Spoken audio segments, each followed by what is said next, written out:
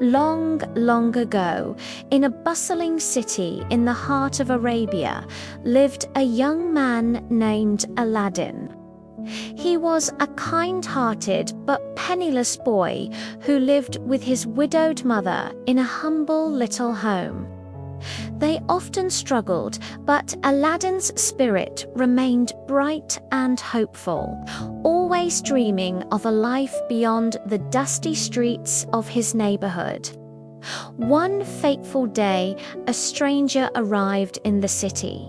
He was a man with a dark, piercing gaze and a long, twisted beard.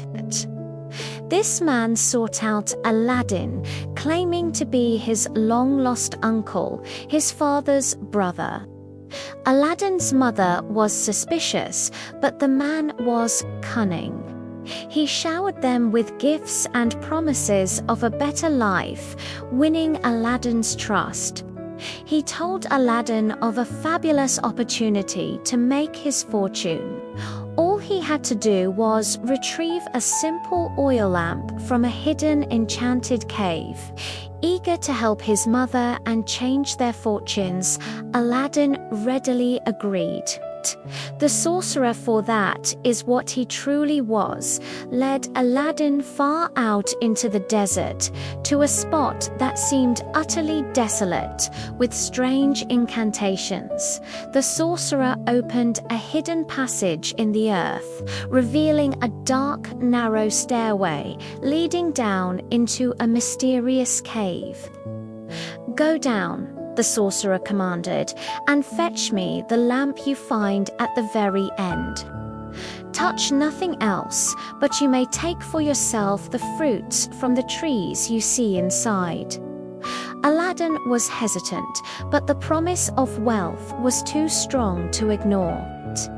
He descended into the cave. To his astonishment, it wasn't a dark, dreary cavern, but a garden of wonders. The trees were not laden with ordinary fruit, but with shimmering, sparkling jewels of every color imaginable. There were rubies like ripe cherries, emeralds like green plums, and diamonds that glittered like frozen dewdrops. Remembering the sorcerer's words, Aladdin filled his pockets with the dazzling gems. At the very end of the cave, just as the sorcerer had described, sat a dusty old oil lamp. It looked entirely ordinary, but Aladdin picked it up and started to make his way back to the entrance. "Uncle, I have the lamp," he called out. "Help me up." The sorcerer, however, had no intention of helping him. His only goal was the lamp itself. "Give me the lamp first," he shrieked. Aladdin, fearing the sorcerer would betray him once he had the lamp, refused. "Help me out first, and then I will give it to you."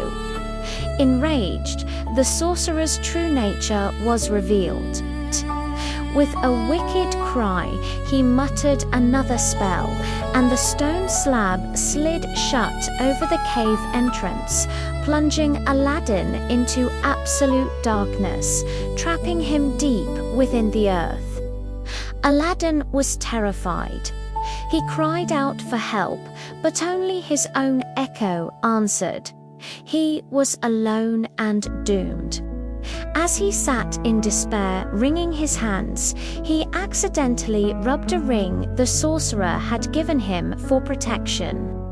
In a flash of brilliant light, a colossal figure materialized before him. It was a genie. "I am the slave of the ring," the genie boomed. "What is your command?" Stunned but quick-witted, Aladdin stammered, "Get me out of this cave."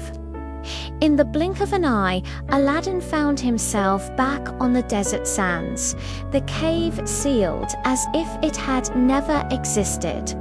He rushed home to his worried mother, his pocket still heavy with jewels and the old lamp clutched tightly in his hand. After telling his mother the terrifying tale, they decided to clean the dusty lamp to sell it for food. As Aladdin's mother began to polish it, a second, even more magnificent genie burst forth in a cloud of colored smoke.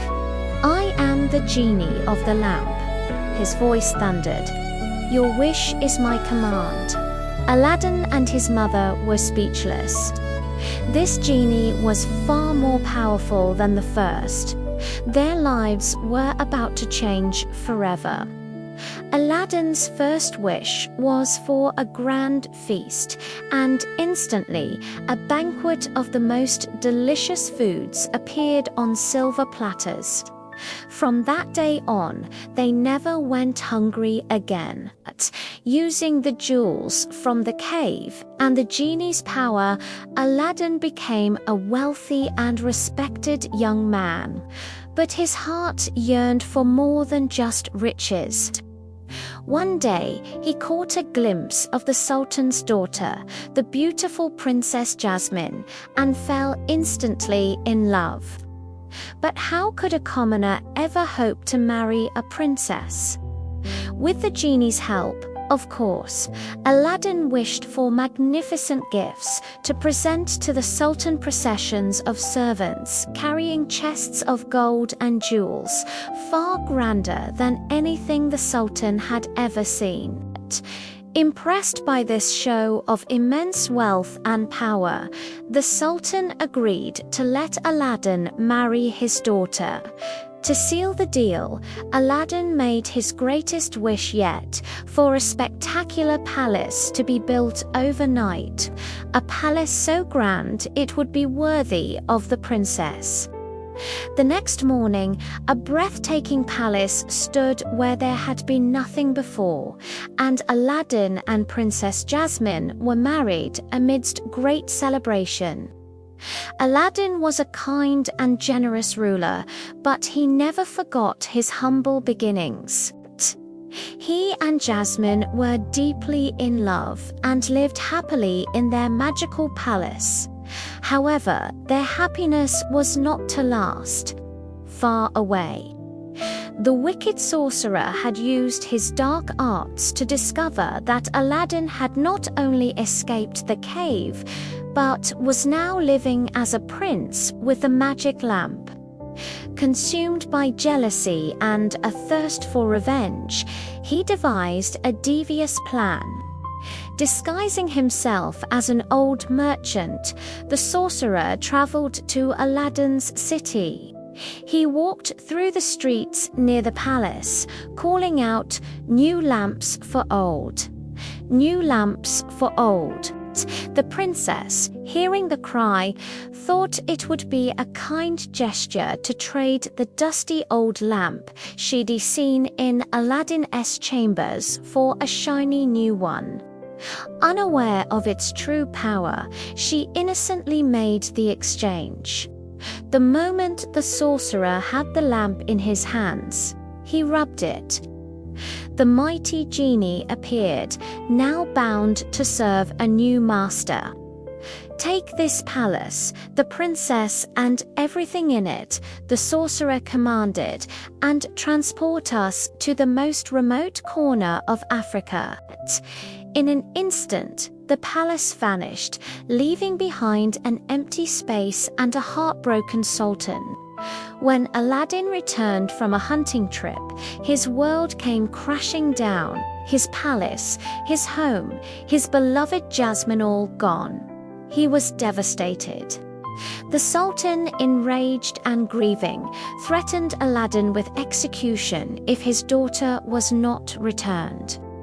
In his darkest hour, Aladdin remembered the ring he still wore. He rubbed it, and the lesser genie appeared once more.